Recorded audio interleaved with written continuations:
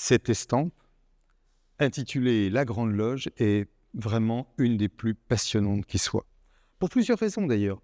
D'abord parce qu'il existe une peinture qui est contemporaine et qui représente exactement le même sujet et qui en fait pose la question du rapport chez Lautrec existant entre les peintures et les estampes. Parfois, l'on sait, la chronologie nous le dit, que la peinture précède l'estampe.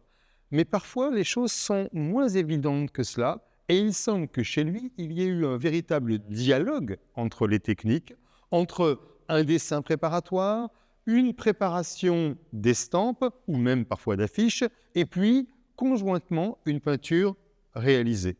Cette peinture est avec tous les détails que nous retrouvons dans cette estampe, c'est-à-dire Tom, le cocher des Rothschild, à l'arrière-plan, Émilienne d'Alençon, dont nous allons parler dans un instant, et puis Madame Brasier, qui était une femme qui tenait un cabaret lesbien bien connu de l'époque, qui s'appelait le Hanneton. Cette estampe est aussi extrêmement intéressante parce qu'elle nous montre le développement, en cette fin du XIXe siècle, des cabarets typiquement féminins. Le Hanneton, en l'occurrence, mais plein d'autres existaient également.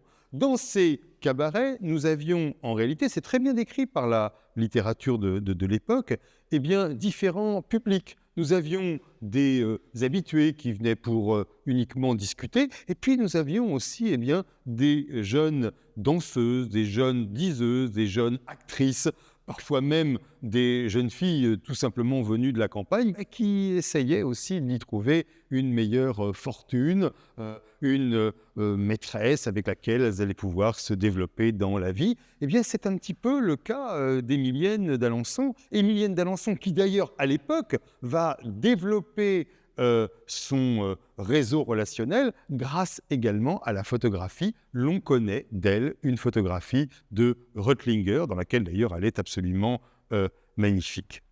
Toulouse-Lautrec fait preuve dans cette estampe aussi d'un remarquable sens de la composition, parce qu'on a une série de lignes, courbes, et puis une grande diagonale ici, qui structure magnifiquement cette composition. Ça représente des loges, bien sûr, mais en même temps, d'un point de vue de la composition, du point de vue du cadrage, assez photographique, il faut bien le dire, eh bien, c'est tout à fait virtuose.